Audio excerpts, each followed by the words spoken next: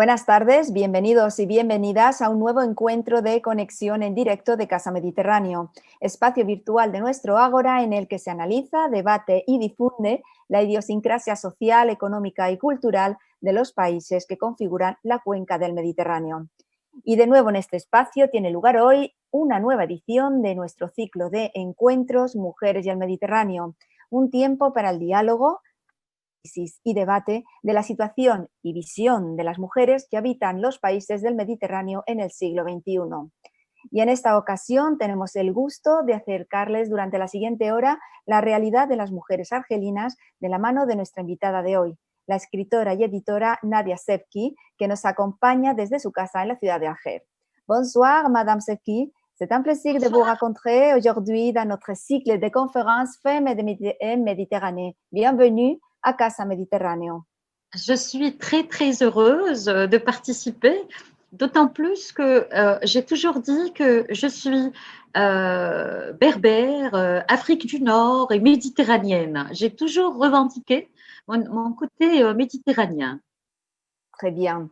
Nadia Sebki, les comento y les presento, es una escritora y editora argelina, fundadora y directora de la publicación del magazine literario Livresque, medio donde se debate la cuestión femenina de la cultura y la sociedad argelinas contemporáneas, así como participa activamente en encuentros nacionales e internacionales sobre la novela femenina en el mundo árabe.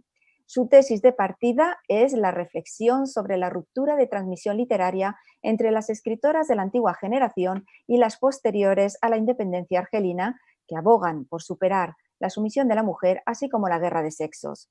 Sus libros ahondan en la interiorización del ser, femenino por excelencia, con el objetivo de trascender más allá del nihilismo, el patetismo o bien la regresión. Paralelamente, Nadia Sebki desarrolla una intensa actividad en su país como organizadora de fórums literarios nacionales e internacionales, como el Fórum Internacional de la Novela Argelina, bajo el patrocinio del Ministerio de Cultura, que ha permitido dar una mayor visibilidad a los escritores y las escritoras argelinas contemporáneos. Jurado de premios literarios y miembro activo del Pen Club Internacional Argelia, Nadia Sebki trabaja también por consolidar el intercambio cultural entre Guinea-Conakry y Argelia.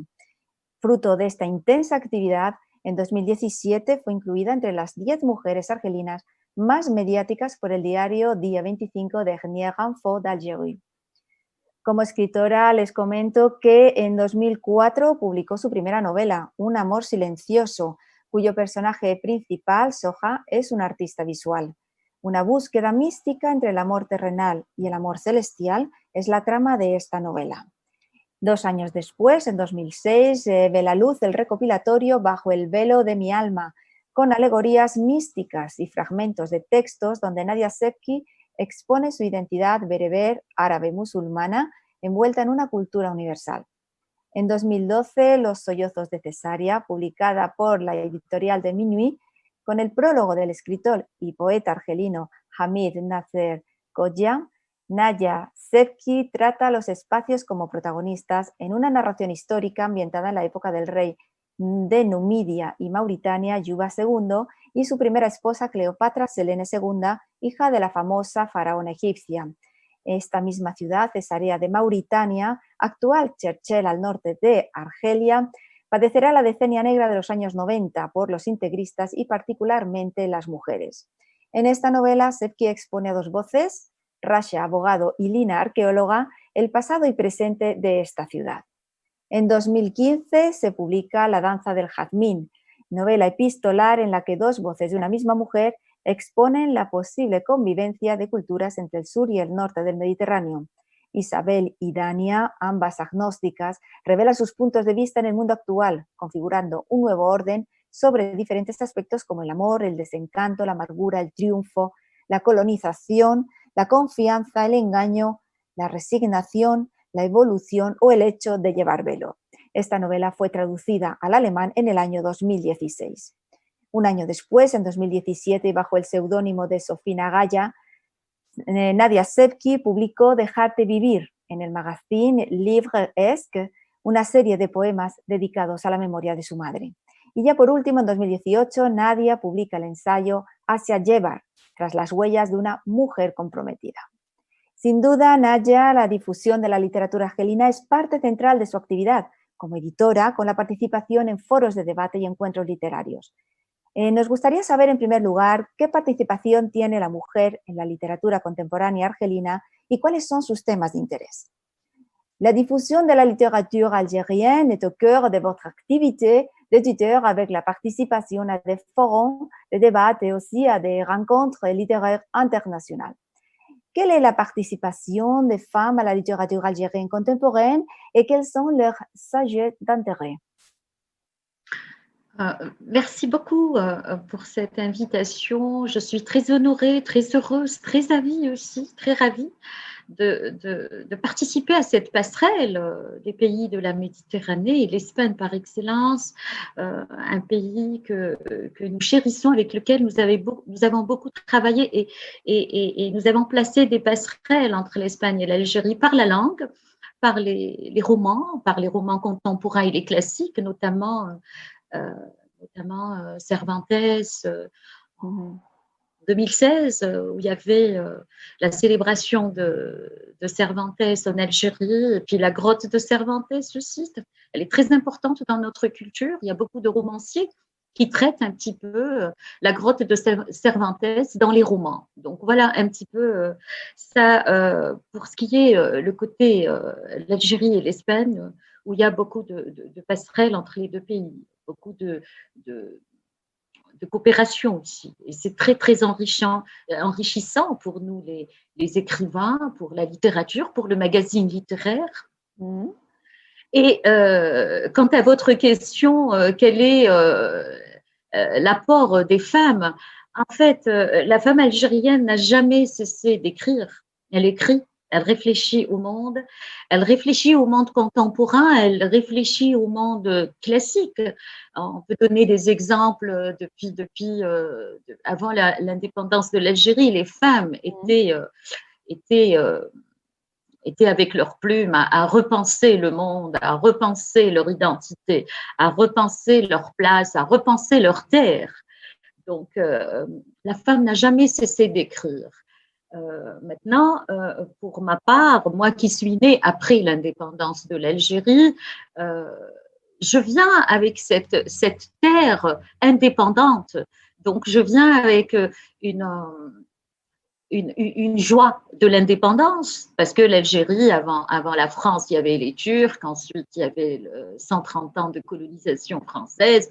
Et quand je suis née, donc j'ai dû naître dans la joie, dans le challenge, dans le défi, dans comprendre un monde moderne. Et ça a été là où je me disais, dans mes écrits, ma voix ne sera pas la voix des femmes qui ont peut-être pleuré leur terre spoliée, colonisée, mais ça sera la voix d'une femme contemporaine, moderne, algérienne, berbère, méditerranéenne, qui va réfléchir un petit peu à toute cette richesse qui est une richesse en fait qui donne une voix plurielle. En fait, toute cette richesse, c'est une voix plurielle et c'est la raison pour laquelle je voulais un petit peu une rupture ou alors parfois ça me semble une rupture, parfois une continuité avec les voix de l'ancienne plume. Cette voix où il y avait le silence, où la femme n'avait pas de pouvoir à l'extérieur, elle l'avait à l'intérieur. En fait, j'avais envie de réfléchir la femme moderne, la femme méditerranéenne, la femme de l'Afrique du Nord, de l'Afrique du Nord et du Maghreb, et dans ce bassin méditerranéen qui est vraiment une richesse pour nous, les femmes méditerranéennes. Alors, comme écrivain, quelles étaient votre références littéraires? En fait, les références, elles sont universelles. Les références, j'ai beaucoup lu. D'ailleurs, moi, j'estime que écrire, c'est d'abord lire. C'est, je ne sais pas, je crois que Hélène Cixous disait écrit-lire. Donc, écrit-lire, c'est deux mots en un seul mot. On ne peut pas écrire sans avoir lu. En fait, pour ma part, j'ai pas arrêté de lire la littérature mondiale, la littérature connue et inconnue par les écrivains célèbres, mais aussi par des écrivains peu connus, ceux qui prônent la poésie, la réflexion, la philosophie, mais qui restent un petit peu des voix parfois des voix pas trop exposées par rapport aux médias, j'ai envie de prendre toutes ces voix. En fait, ma vie est entourée de livres. Je ne peux même pas vous citer mes références ou mes référents, puisque c'est infini, c'est vraiment infini de tous les temps, euh, même. Euh, D'ailleurs, dans mes écrits, je vais toujours à travers le temps, je vais entre le présent et le passé, entre la contemporaine, entre l'aïeul, pour un peu euh, pour un peu puiser de cette. Il y a la littérature, je citais tout à l'heure Cervantes, comme je peux citer Gogol, comme je peux citer la littérature française, qui a été un magnifique terreau pour moi. Les féministes françaises ont été en fait mes aînées. Quand je dis, par exemple, Simone de Beauvoir, quand elle a sorti Le deuxième sexe, c'est très important pour moi. Benoît Groult aussi, la féministe française. Il y a aussi la féministe, la voix africo-américaine de Toni Morrison, c'est très important pour moi. Beloved, c'est un roman extraordinaire pour la souffrance du féminin. Voilà, elle donne la voix à cette voix, elle donne sa voix, en tout cas sa plume, à cette voix muselée, à cette voix silencieuse qui est le personnage de son roman. Je pourrais partir jusqu'en Afrique du Sud avec Nadine Gordimer, avec des écrivaines égyptiennes aussi. Najib Mahfoud, ça a été vraiment, il a ramené le nouveau roman par rapport à la période où l'Égypte était brillante, elle avait une place importante dans le monde. Et aujourd'hui, qu'en est-il de ces pays arabo-musulmans? C'est très important de revenir sur cela parce que la plume, elle vous permet aussi de titiller l'ordre établi. Elle vous permet j'ai envie de dire, d'agacer l'ordre établi, les tabous. La plume, elle vous permet tout cela. Donc, quand je disais que je suis de culture arabo-musulmane et berbère par excellence, parce que je revendique haut et fort ma berbérité. Ma berbérité, vous savez, c'est très vieux dans le temps, c'est très important aussi dans mon héritage. Et donc, voilà un petit peu où je me situe. En tout cas, je me situe hors temps, avec le temps, et réfléchir le futur. Réfléchir le futur est très, très important pour moi. C'est une étape de mes écrits très, très importante. En fait, je me disais que peut-être on a lu beaucoup sur le passé. Maintenant, il va falloir réfléchir le monde, réfléchir le féminin, réfléchir la place du féminin par les livres, par le roman, par la poésie, par la philosophie, par des réflexions, parce que la femme, elle a avancé. Je vous dirais qu'en 1900, la femme dans sa liberté, elle a avancé que récemment. Vous n'avez qu'à voir les suffragettes anglaises, elles ont commencé à voter en 1918, les françaises en 1945. La femme algérienne était colonisée, donc, mais on la voit aussi au maquis. En 1954, la femme était l'égale de l'homme dans le maquis, dans le combat. Je pourrais même partir plus loin que cela et vous dire que Fatma Soumer, en 1845, il me semble, elle a fait la guerre, elle a fait des batailles à l'armée française. Donc voilà un petit peu le féminin, moi, que j'ai envie d'aborder. Donc universel, mais aussi local, arabo-musulman, berbère, parce que Fatma Soumer, c'est une berbère des montagnes de Djurtjura. Voilà un petit peu où je me perds. C'est un continent infini, en fait, hors frontières aussi.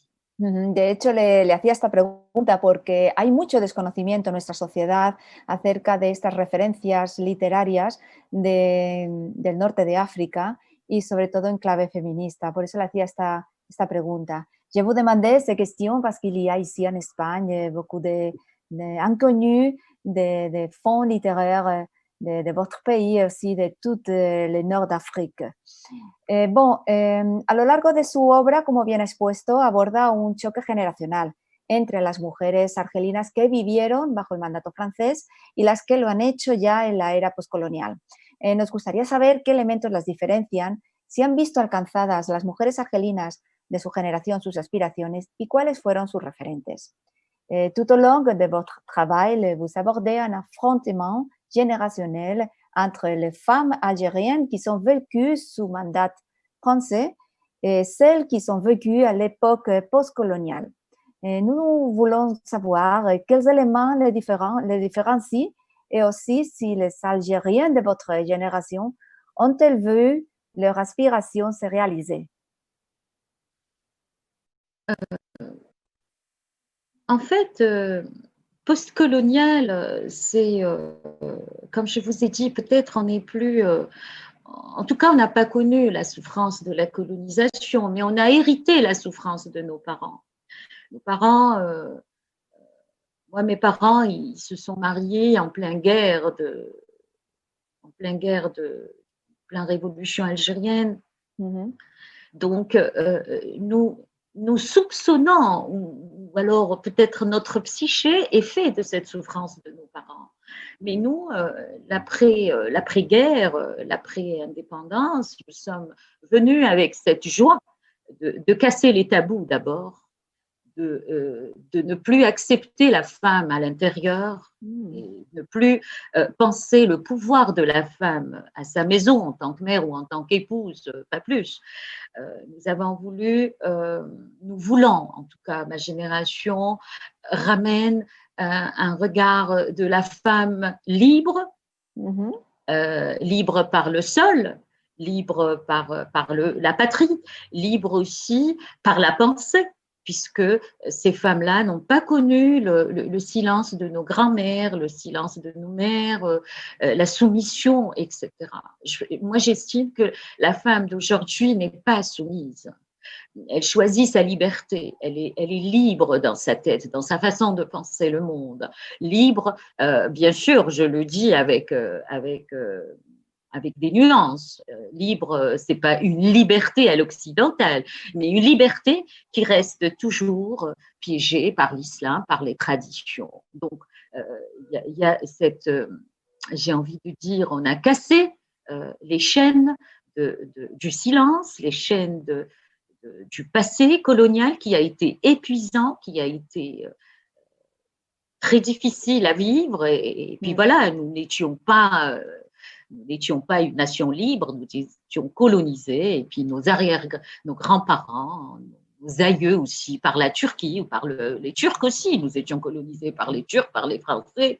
En fait, c'est juste en 62 que l'Algérie a respiré enfin sa terre, elle s'est débarrassée de tout ce côté injuste de l'humanité qui a fait que l'Algérie voulait avec beaucoup de fantasmes, avec beaucoup de rêves aussi, penser à une nouvelle étape de l'algérianité, de l'identité algérienne, de la culture algérienne, et puis faire de nos traditions non pas un poids lourd, non pas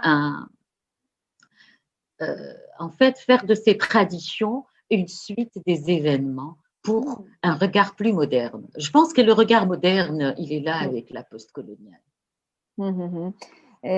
Concernant les femmes contemporaines, comment les nouvelles générations d'Algériennes font-elles face à leur avenir, à l'ère actuelle de l'utilisation de nouvelles technologies et quels sont leurs objectifs dans la société? Llegado a este punto, nos gustaría saber y averiguar y conocer las mujeres contemporáneas argelinas, cómo estas nuevas generaciones, ellas afrontan su futuro en la era actual del uso de las nuevas tecnologías y cuáles son sus objetivos en la sociedad. Moi, je pense que la technologie l'a révélée encore plus libre. Elle est libre. La femme algérienne, elle est sur les réseaux sociaux, elle est sur les sites, elle est sur les YouTube. Elle, elle peut être femme avec sa réflexion, comme elle peut être femme avec ses recettes de cuisine et puis améliorer la gastronomie algérienne. Elle peut être aussi femme de mode, elle peut être femme sociologue, elle peut être femme de médias. En fait, il y a une liberté. En fait, le numérique a à donner une certaine liberté à la femme algérienne. Euh, je pense que les médias, comme je dis, Mm. le média, ça peut être YouTube, comme ça peut être les blogs, comme, parce que tout ça, Exactement, maintenant, ouais, c'est des médias, exactement. c'est donner sa voix à l'ailleurs. Moi, je pense que la femme algérienne, elle a cassé les frontières. Elle a cassé les frontières. Mhm. Maintenant, elle risque d'être piégée par un autre aspect, peut-être on y reviendra, l'aspect religieux, politique ou politico-religieux, là aussi, la femme est piégée par cela. Et on on voit le piège. Autant on prône la modernité, la liberté, partir de l'avant, parce que la femme, elle a fait les études, elle a la voix qui porte à travers le monde, elle est musicienne, elle est blogueuse, elle est youtubeuse, elle est tout cela. Et Mhm. autant il y a un piège qui risque de la ramener à la réalité et au piège que les hommes ont toujours piégé la femme depuis. Je pense que depuis, même avant l'islam, les hommes ont toujours piégé la femme et la femme en ce 21e siècle, il faut qu'elle soit vigilante pour qu'elle ne retourne pas au silence, elle ne retourne pas à la colonisation des religieux, parce que moi j'estime que la religion est une autre colonisation, est une autre colonisation, mais très Mm. redoutable, parce qu'elle Mm. est pernicieuse, elle vient là où on ne s'attend pas. Elle vient et elle piège. Et sa première cible, c'est la femme. Mhm. Là, je parle. C'est pour ça que dans tous mes romans, vous allez voir une voix et une autre. Vous allez voir, par exemple, dans mon roman La danse du jasmin, vous allez avoir une méditerranéenne du Sud, donc Dania, qui est Nadia. Dania, c'est pareil, c'est presque moi, avec Isabelle, une voix de l'Occident, qui vont réfléchir le monde. Qu'est-ce qui fait que nous pouvons être liés comme nous pouvons être séparés par des différences et comment repenser le monde ensemble. Ça, c'est la danse du jasmin. J'ai fait un roman aussi sur la décennie noire où j'ai une femme avocate qui va défendre la femme et elle-même, elle est victime de l'intégrisme des années 90 que l'Algérie a connu, mais elle va défendre les femmes qui ont été victimes et elle va donner sa voix jusqu'à la mort pour la liberté des femmes. Donc, dans mes écrits, il y a toujours cette réflexion sur la femme qui ose la liberté et la femme piégée par le manque de liberté parce que, euh, in fine, il y a l'homme qui va la piéger. En fait, l'homme, comme d'ailleurs j'ai envie de vous citer la, la parenthèse de Benoît de Groult, la féministe française, qui dit le féminisme n'a jamais tué personne, mais la misogynie, elle a tué des femmes. J'avais envie de dire Mm. que Mm. le piège de la femme, en fait, c'est l'homme, et surtout quand il voit avec l'archaïsme, avec la religion politique, etc., il sera de mauvaise foi et il va manipuler la femme, et la femme va tomber dans le piège. Et c'est là la vraie question aujourd'hui. En tout cas, tout mon intérêt, il va dans cela. Mhm. L'islamisme religieux qui va empiéter sur la femme émancipée, sur la femme de la Méditerranée, la femme du Sud, elle est piégée actuellement.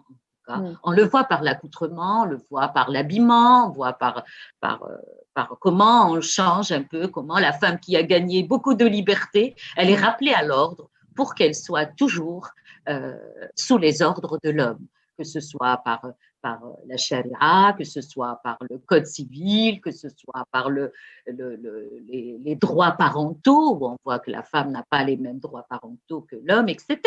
Donc la Mm. femme Mm. reste perpétuellement piégée par la religion politique, par la politique religieuse, par Mhm. l'islamisme, j'ai envie de dire, parce que moi je Mm. casse le tabou dans mes écrits, donc je vais être très à l'aise pour vous dire que mes écrits combattent un petit peu Precisamente, nébuleuse, cette gangrène qui risque de nous ramener vers les bas-fonds.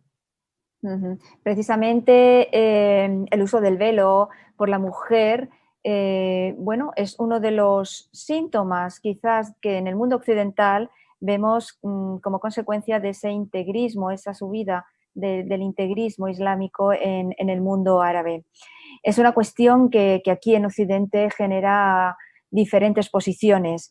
Nos gustaría saber en la sociedad argelina ahora mismo cómo se está interiorizando de nuevo el uso del velo, que quizás sea el elemento más característico y que más llama la atención aquí en el mundo occidental. Je vous demande sur le port du voile par les femmes dans le monde arabe, que c'est une question qui génère une polémique au sein de la société parmi les traditions appliquées dans le monde actuel, parmi l'intégrisme que vous avez exposé maintenant. Et ici, dans le monde occidental, il y a différentes positions. Quelle est votre opinion et aussi comment la femme algérienne l'intériorise-t-elle? En fait, le voile, c'est une question très intéressante pour les femmes algériennes. Mais les voilés et les non-voilés se demandent réellement comment elles se retrouvent voilées. Qu'est-ce qu'il a d'important, le voile? Qu'est-ce qu'il a d'important dans tout ce qu'on a dit? Qu'est-ce qu'il a d'important? En fait, le voile, il a existé depuis toujours. Il a existé même dans les déesses antiques, égyptiennes ou grecques, ou les déesses à travers la Méditerranée. On peut partir au musée et on voit que les déesses avant l'islam, déjà, la femme était voilée. La déesse elle-même était voilée. Donc, l'islam, avant l'islam, déjà à 17 siècles, avec la tradition hébraïque, juive, le port du voile était important chez ce monde féminin. On a imposé le voile, plus tard avec le christianisme. Donc, l'homme est la gloire de Dieu, mais la femme est la gloire de l'homme, et donc il faut voiler la femme, et le christianisme aussi, il a voilé la femme. Il arrive au 7e siècle, l'islam, il arrive avec repenser le monde d'Arabie.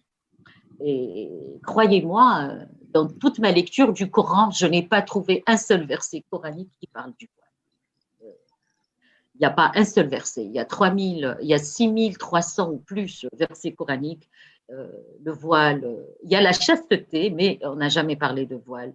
Dieu n'a jamais donné une injonction à la femme de porter le voile. Ça, c'est de l'insensé pour moi. Dieu seul sait que j'ai fait un travail très poussé dans cela. J'avais envie de comprendre la question du voile et je le trouve, je vous ai dit, depuis l'époque antique, grecque, égyptienne, à ce jour, l'histoire de la femme voilée, elle se pose. Et en Algérie, elle s'est posée cette question depuis les années 79. Donc avec la révolution iranienne, la femme, elle commençait un petit peu, bien sûr, sous la fétoire des hommes, parce que la fétoire, elle n'est pas faite par les femmes, elle est faite par les hommes. L'homme craint la liberté de la femme, il craint son indépendance, il craint son côté intellectuel, il craint son côté sexuel aussi. L'homme, depuis la nuit des temps, il craint. Et je vous ai dit tout à l'heure, les suffragettes, à quel moment elles ont, les anglaises ou françaises, à quelle époque elles ont commencé à avoir le droit de vote. Plus tard, le droit d'avortement. Et donc, nous, qui avons hérité de la colonisation, nous étions encore plus brimés que les occidentales qui étaient plus libres. Donc aujourd'hui, la question du voile, elle est clivante, elle divise les femmes. Moi, j'ai rien à dire sur la femme qui porte le voile, mais je ne veux pas l'attaquer, je ne veux pas qu'elle soit attaquée, que ce soit dans les pays du Sud, ou l'Afrique, ou ailleurs, ou dans l'Occident, où elle est chez elle. Je ne veux pas qu'elle soit attaquée en tant qu'être qui porte le voile. Mais je combats définitivement l'idée de faire porter le voile aux femmes. Pour moi, c'est rendre la femme inférieure. c'est la remettre à son rang d'être inférieur et jamais légal. Parce que le voile, il peut ne pas déranger.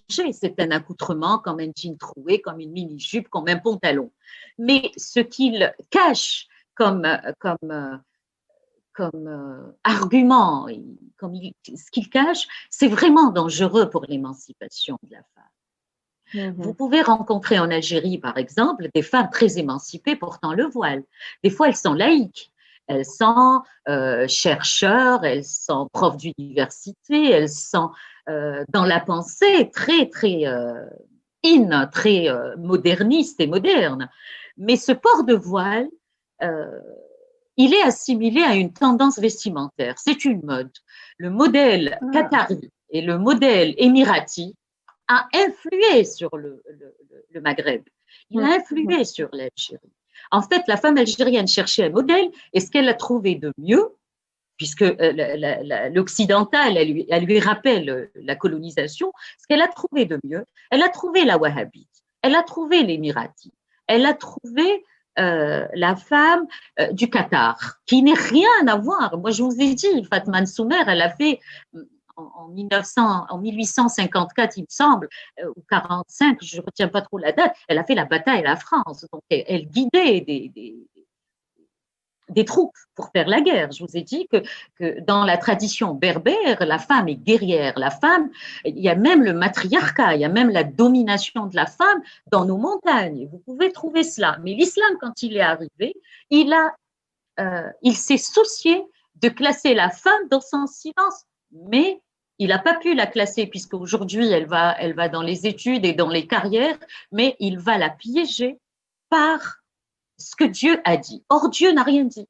Ce sont les exégètes, ce sont les écoles, ce sont les traditions, ce sont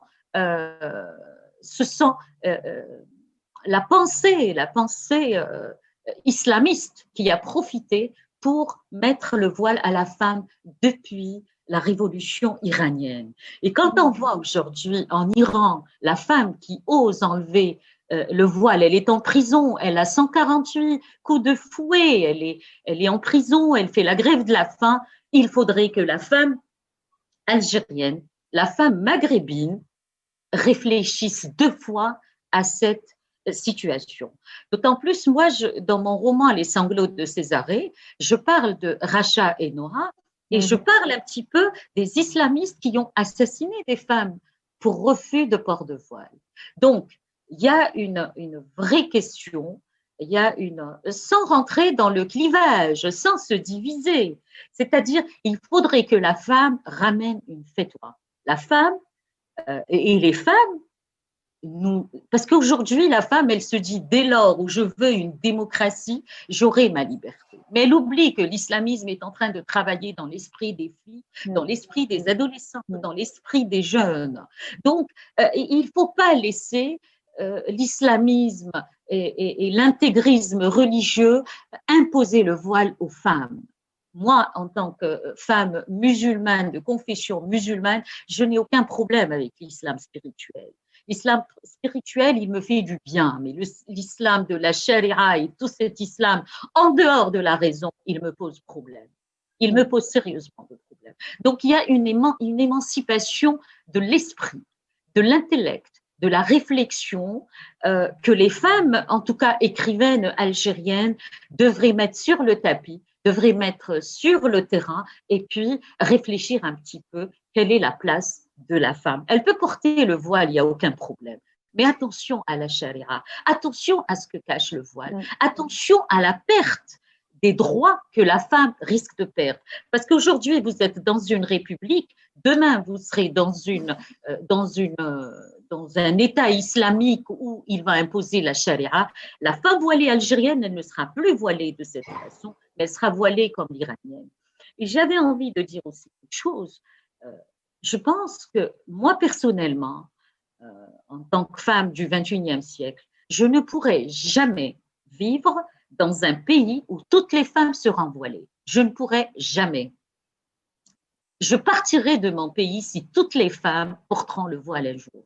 Si la loi de la République m'imposera le voile, je quitterai l'Algérie. je quitterai définitivement l'Algérie parce que je ne vais pas me reconnaître dans le moule des hommes religieux, des intégristes qui ont donné à la gente féminine, au féminin. Donc, nous sommes dans une situation très, très délicate. Nous ne voulons pas rejeter les femmes voilées dès lors où le voile, ce n'est qu'un accoutrement. Mais si le voile sera religieux avec la charia, le problème sera non seulement au sud, mais il sera aussi avec beaucoup de retentissement dans le nord et dans l'Occident, puisque les musulmans aussi, les musulmanes occidentales sont là-bas. Donc, attention à la pensée de la gangrène islamiste que nous l'avons connue les années 90. Il ne faut pas qu'elle réapparaisse aujourd'hui. D'autant plus que nous sommes dans une situation de construction et de fragilité en Algérie. Pas question que les islamistes reviennent. Pas question que les islamistes imposent le voile. Pas question que toutes les femmes, de la fille de 5 ans jusqu'à la femme de 100 ans, portent le voile. Ça va vraiment être une vraie colonisation. La colonisation du voile, elle est redoutable. Ceci dit, je reste très... la nuance est très importante, c'est que je ne fais pas la guerre à la femme voilée. La femme voilée qui suit la mode des Qataris émiratis ne me pose aucun problème.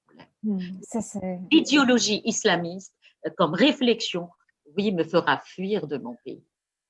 C'est ça les dangereux des nouvelles technologies. Ce sont les adolescents qui veulent, les influenceurs qui viennent du monde avec les voiles. Et c'est ça les dangereux que les nouvelles générations ont dans l'use des technologies. Absolument.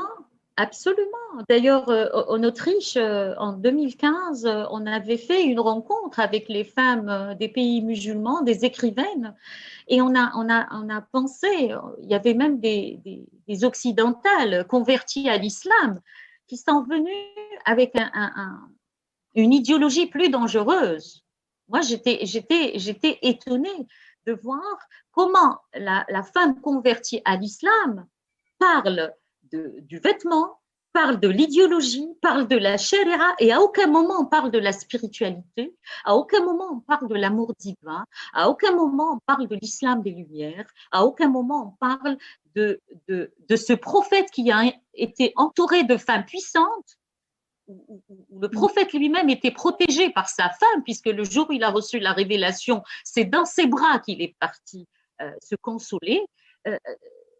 Je ne peux pas comprendre l'islam politique. Je ne peux pas le comprendre et je le combattrai. Je le combattrai jusqu'à ma mort. Je ne peux pas composer. Je vous ai dit au commencement, on est sorti de la colonisation, c'est pour avoir une liesse, une joie, une terre indépendante. Mais aujourd'hui, que l'islamisme religieux vient nous coloniser, c'est une autre forme de colonisation. Et il faut combattre cette idéologie très, très dangereuse. Je vous ai dit l'exemple chez les Iraniennes, l'exemple chez les femmes afghanes est flagrant. Donc, la femme du Maghreb ne peut pas subir le voile. C'est une autre forme de colonisation. Et mes livres vont dans cela. Precisamente es un reto que quizás los países europeos del Mediterráneo deberían plantearse, y es una cuestión norte-sur de la Mediterránea que planteas en su novela La danza del jazmín, esa dicotomía entre el norte y sur del Mediterráneo, entre las sociedades norte-sur y en concreto de las mujeres. Nos gustaría saber cómo expone esta idea. Parce que votre roman, La danse du jasmin, pose, entre autres questions, cette coexistence de différentes cultures en Méditerranée entre le nord et le sud, les pays du nord et sud de la Méditerranée, l'Europe et l'Afrique. Comment exposez-vous cette idée? Vous savez, par l'ivresse, que moi je rencontre beaucoup d'écrivaines européennes, françaises, espagnoles, italiens, allemands, autrichiens. En fait, le magazine que je dirige aussi, c'est une plateforme de rencontre. Ce sont des débats. Et entre le Nord et le Sud, il n'y a aucune différence dans la réflexion, dans repenser le monde. Il n'y a pas de, il n'y a pas de, il n'y a pas de limite, il n'y a pas de frontières. On a vu Assia Djebar, je peux donner un exemple d'Assia Djebar puisque j'ai fait sur elle, quand elle a été à l'Académie française. En fait, c'était une femme qui venait avec des idées très avancées. C'est pas, il n'y a pas de frontières dans le féminin à travers le monde. Mais nous avons un seul ennemi commun qui s'appelle la gangrène religieuse, politico-religieuse. Elle est aussi, elle est importante. Et dans ce roman, La danse du jasmin, il y a le regard d'Isabelle, donc qui vient à partir d'Isabelle et Bérard. Il y a le regard de Dania qui vont réfléchir le monde contemporain. Parce que vous n'avez pas que la culture, vous avez un autre danger mondial ou une autre passerelle mondiale que le Sud et le Nord a envie de faire. On a envie d'écrire le livre. Ce livre, à la base, il a été écrit entre une Française et moi. À la base, elle voulait réfléchir son monde, j'avais envie de réfléchir le mien. Et puis, au départ, ça a été un travail entre son regard et le mien. Plus tard, moi, j'étais dans la fiction. Donc, il fallait que je revienne un petit peu sur le silence des femmes, sur la fiction, sur la place de la femme dans ma société. Et donc, j'étais dans la fiction, contrairement à elle qui était dans la réalité. Donc, c'était un récit autobiographique. Moi, c'était un récit fictif, donc de la fiction.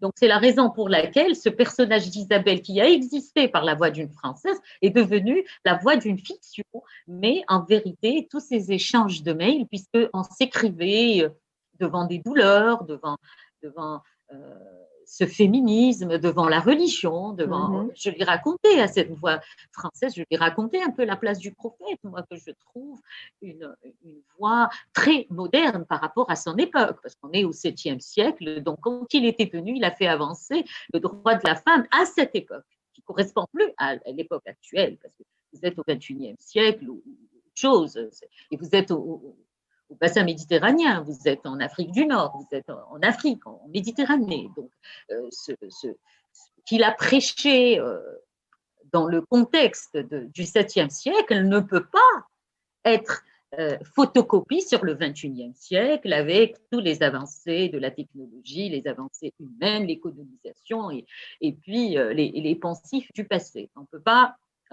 ramener, et puis voilà, comme on ne peut pas assimiler toutes les femmes musulmanes de la planète Terre à un seul modèle femme voilée. On ne peut pas. Moi, je ne peux pas comprendre ça. Je ne peux pas comprendre que la femme musulmane de l'Algérie, de l'Indonésie ou du Sénégal ou de la France ou d'Espagne, si elle existe, etc., soit un seul modèle. Ce n'est pas possible. C'est la folie. C'est la folie. Donc, voilà un petit peu ce livre-là, La danse du jasmin, où on avait envie de pousser la réflexion. En fait, c'est toujours pousser la réflexion sans pour autant rejeter les femmes voilées, sans pour autant rejeter la femme qui n'est pas capable de penser à ce voilement qui est en vérité un piège, qui est en vérité un piège qu'elle va subir, sa fille et sa descendance. Je vous ai dit, moi, si je compare l'islamisme politique à la colonisation, c'est parce que je le vis comme ça. Ma grand-mère a vécu la colonisation, une autre culture, un autre pays qui vient coloniser mon pays. Aujourd'hui, moi, je vois les idées archaïques, l'archaïsme du 7e siècle, il vient coloniser le monde contemporain. Donc voilà pourquoi je pose toujours la réflexion.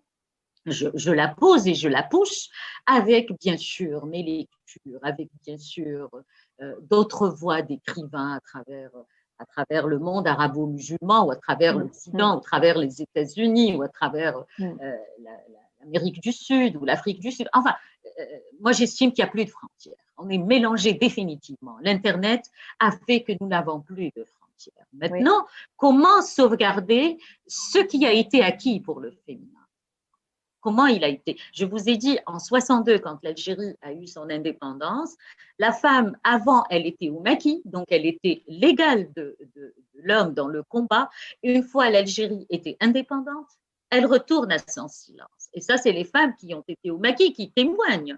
En fait, c'est pas mes extrapolations, c'est pas mon délire, j'ai envie de dire. C'est un peu le témoignage des femmes qui ont été au maquis, qui vous disent, voilà, il y a eu l'indépendance, on vient nous donner une place à l'APN ou au Sénat ou un petit poste comme si par-ci par-là pour faire joli, mais on n'est pas des décideurs. La femme n'est pas décideur. C'est l'homme qui est décideur. Et avec l'islamisme, ça va être pire. C'est-à-dire, on va reculer de plus en plus. Le féminin va reculer. Ce qui a été acquis, il se perd. Aujourd'hui, un morceau de tissu sur la tête, il a divisé le monde. Il a divisé totalement le monde. Il a fait des clivages pour un morceau de voile sur les cheveux que le Coran n'a jamais imposé. Parce que puisqu'il est question de Dieu, donc on fait dire à Dieu ce qu'il a imposé. Dieu n'a jamais rien imposé comme voile sur la tête des femmes. C'est une interprétation. Il a imposé la chasteté, il a imposé non pas s'exhiber, la retenue devant l'homme. Il a peut-être, il a donné des messages où la femme est complémentaire à l'homme et l'homme est complémentaire à la femme, mais il n'a jamais dit que les femmes repensez vos cheveux et mettez le voile et sortez avec le voile. Le voile, c'est politique, c'est archaïque, c'est pour enlever la voix de la femme et la rendre inférieure. Plus vous allez avoir des pays où les voiles seront partout dans le monde et plus vous allez perdre des droits et plus vous allez être l'inférieur de l'homme, tout simplement. Llegado a este punto que estamos comentando, todo lo que está comentando Nadia Sepki, lo que es el movimiento femenino, nos gustaría saber el movimiento feminista en Argelia, sería interesante averiguarlo, y Nadia sí que lo plantea en su novela, de alguna forma, Los sollozos de Cesárea, donde expone la voz de los antepasados y la voz de la mujer contemporánea y reflexiona sobre ello. Nadia, ça sera intéressant dans ce point de notre interview, raconter, parler à propos de votre romance Los sollozos de Cesárea, où vous racontez en permanence la voix de l'elle et la voix de la femme contemporaine pour repenser le féminin. Comment maintenant le féminin, les mouvements féministes en Algérie? En fait, ce livre, vous savez, je l'ai écrit, réécrit, etc. J'ai mis beaucoup de temps à le réécrire parce qu'à la base, j'ai écrit beaucoup de douleur. J'ai écrit beaucoup de bains de sang parce que l'Algérie, les années 90, les islamistes ont fait beaucoup de mal à l'Algérie, beaucoup de mal à la famille, beaucoup de mal à la fille, au féminin. Je vous ai dit, il y a eu des femmes qui ont été assassinées pour refus de port de voile. Alors aujourd'hui, la femme, elle le porte toute seule. Les années 90, elle était assassinée parce qu'elle refusait le voile. Et aujourd'hui, regardez un petit peu, c'est très important de voir, d'analyser ce temps. Et donc, moi, mon roman, ça a été rachat de filles, des demi-sœurs. L'une, elle a toute la liberté pour bien vivre, pour être la femme émancipée. Elle est archéologue, elle va penser à la place de Juba II, de la place de Cléopâtre Sélénée, de plus tard l'arrivée de l'islam, etc., de cet espace très riche en culture de la Méditerranée qui est Cherchell, qui est la ville de Juba II, qui est aussi Césaria, et une avocate qui va être piégée par un mariage avec un islamiste. Il va la faire souffrir, mais il va la condamner, il va abuser de son rachat. En fait, qui est avocate, elle devait subir l'autorité et la dictature d'un mari islamiste, parce que quand il fait souffrir une femme, il va faire ses ablutions, il va prier 5 fois par jour. C'est ça un peu le paradoxe de ces gens. Ils sont monstrueux d'un côté, mais ils prient de l'autre côté. Et donc, j'avais envie de poser deux voix, donc une qui va réfléchir le passé et elle va penser à l'amour divin, à la lumière de l'islam, et l'autre, elle va subir Donc, quelqu'un qui va abuser de sa force, de sa virilité, de son pouvoir sur le féminin, puisque sa lecture des textes de l'islam ont été dans cela. Donc, il va y avoir ces doubles voies. L'une va finir par sauver l'autre. Et je raconte un petit peu le massacre que l'Algérie a subi. En fait, les sanglots de Césarée, c'est les pleurs de l'Algérie, c'est les sanglots de cette place qui était la ville de Juba II, la ville romaine, la ville qui a connu toute une richesse dans l'histoire. Et plus tard, elle devient islamisée, islamisante, terreau de l'islamisme, des tueries, du carnage. Elle va être cela. Et j'avais envie, moi, j'avais même pas des réponses. Je me questionnais sur cet islam. Est-ce que mon islam est une religion de paix, de tolérance, de pardon, de lumière, ou est-ce qu'elle est tueuse par tout ce qu'il fait vivre ce mari à sa femme Racha? J'avais envie de les mettre parallèles, de les juxtaposer et de réfléchir le féminin. J'avais envie et cette femme, heureusement que la foi dans leur religion de leur grand-mère, de la foi que tout musulman éclairé a, va être sauvé aussi par l'islam. Donc, c'est toujours le questionnement autour de l'islam intégriste, islam soufi, que je vais un petit peu, que je vais traiter dans mes bouquins comme palette, comme outil de mes livres.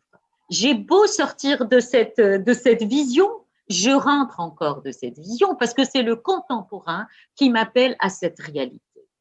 Le premier roman, Un amour silencieux, qui était écrit avant que je repense à la décennie noire, c'était mon personnage aimait un homme, mais aimait Dieu.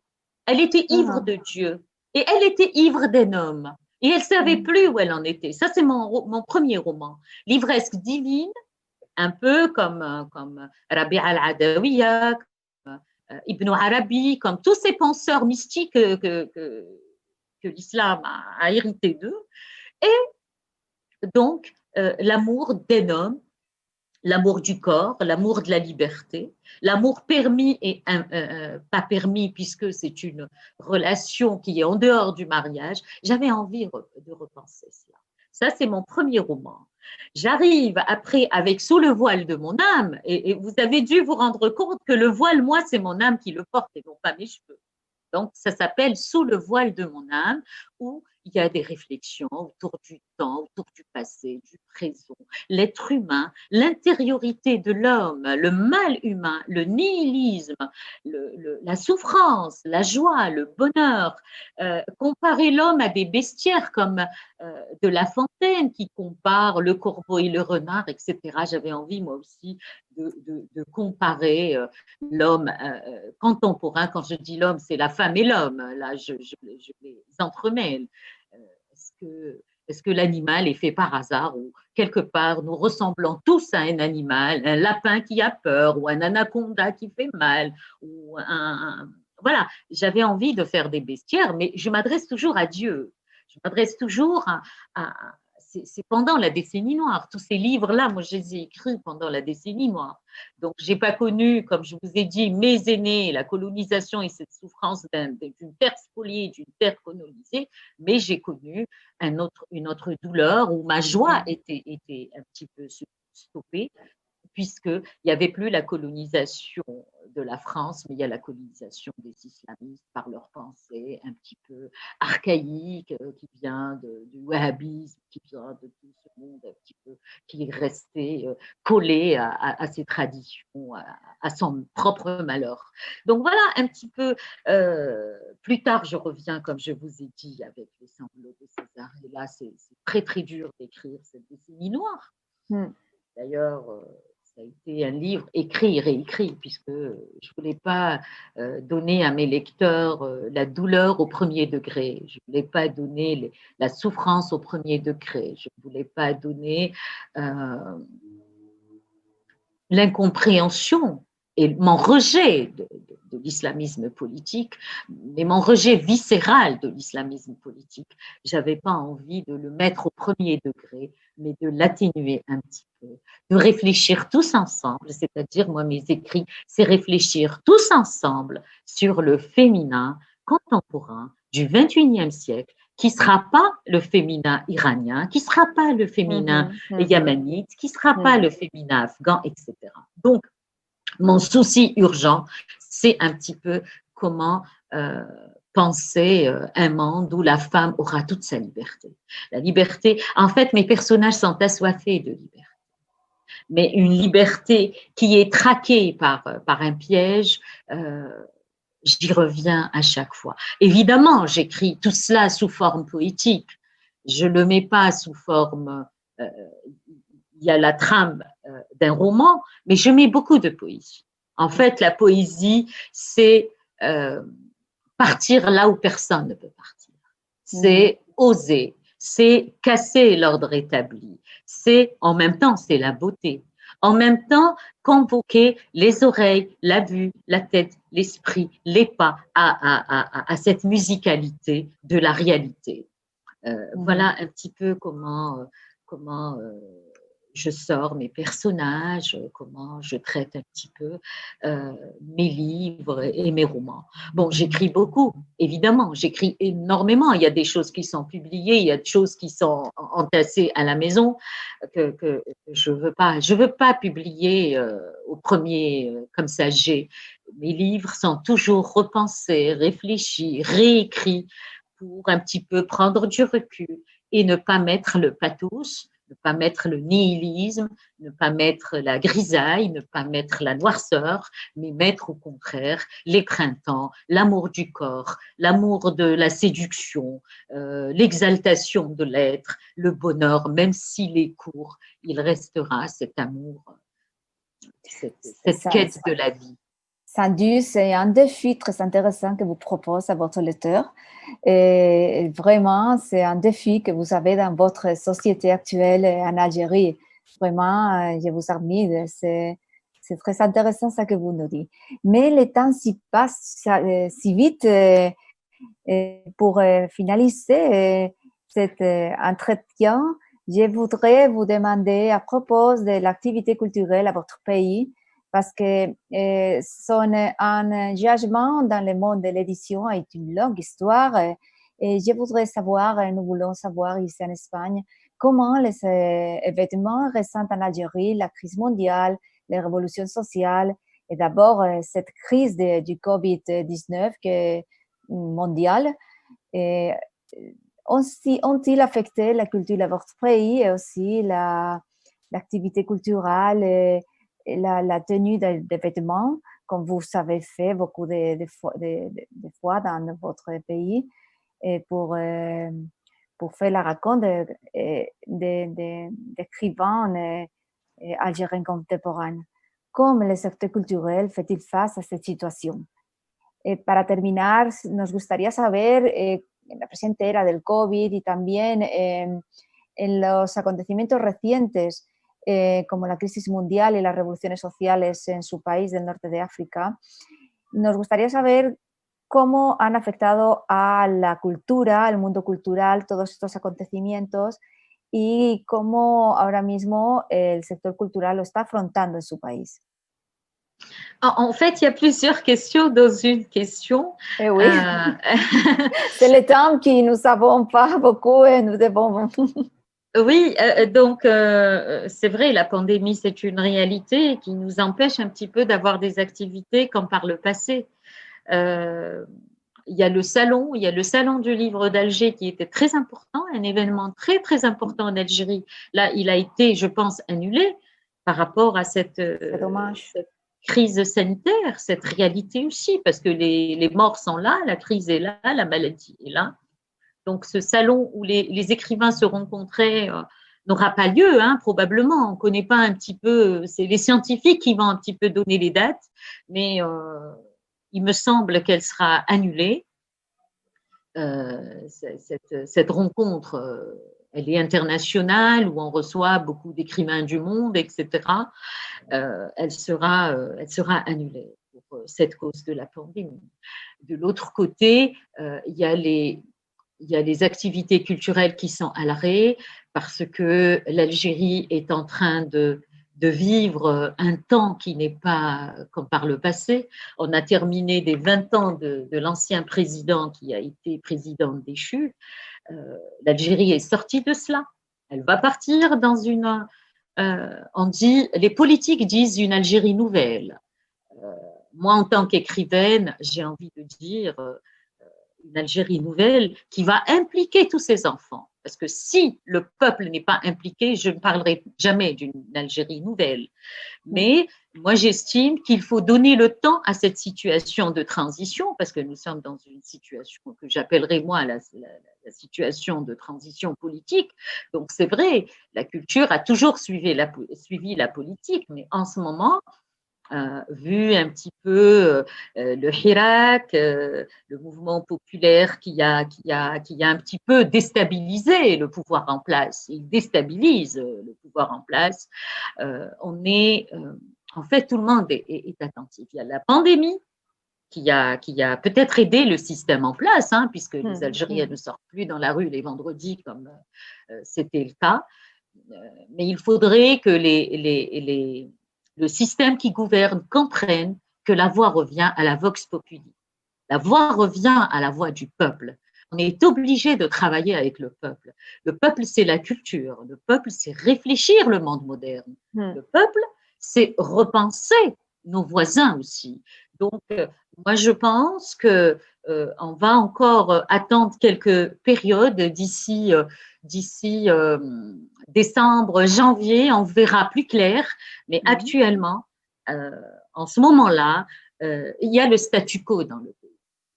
Que ce soit la liberté de la presse, que ce soit les journaux, que ce soit la liberté de donner sa voix, comme je viens de le faire, on attend un petit peu que la sérénité vienne se poser et que le peuple aussi voit un petit peu où il va, puisque c'est une période très charnière, c'est une période très délicate. Les 20 ans de l'ancien régime ou de l'ancien homme politique, ça a été quand même très, très difficile. Aujourd'hui, c'est avec d'autres données. Le peuple a pris sa place, il a pris son autorité, il a pris sa confiance, puisqu'il n'est plus muselé, il n'a pas peur des prisons, il n'a pas peur de rien du tout. Mais l'Algérie, moi, je pense que le peuple a un potentiel énorme de réfléchir sa Méditerranée, de réfléchir sa place géopolitique, géostratégique, d'autant plus que c'est le pays le plus grand du Maghreb et de l'Afrique. Donc, le peuple aussi, il est grand. Maintenant, le peuple, il faut lui donner sa liberté de penser et savoir faire des limites à l'islam politique. L'islam politique aussi, c'était notre piège. En fait, l'Algérie a toujours eu un problème, le système de gouvernance et les islamistes. Les années 90, ça a été comme ça. Et aujourd'hui, on risque de retomber dans cela. Donc aujourd'hui, il faudrait que le régime en place comprenne la modernité, comprenne l'avancée du monde et soit lui-même avec le mouvement populaire, parce que le peuple, il a beaucoup de choses données et à imposer à sa terre indépendante. Muchísimas gracias, Nadia. Ha sido un placer, el tiempo pasa rapidísimo y desde luego que gracias a tu aportación desde esta otra parte del Mediterráneo, esta gran mar que nos une a todos, hemos aprendido y hemos conocido muchísimo mejor la visión, la realidad de las mujeres argelinas de hoy día. Merci beaucoup, chère Nadia. Il a été un plaisir de partager votre temps dans notre cycle de femmes et de Méditerranée, un espace de débat, de connaissances, d'échange d'idées des femmes qui habitent ces différents pays de la Méditerranée. Merci beaucoup de votre participation. Nous devons finir maintenant les rencontres et c'était vraiment un plaisir d'avoir l'opportunité de connaître un peu plus les femmes algériennes. Merci beaucoup et toujours à bientôt.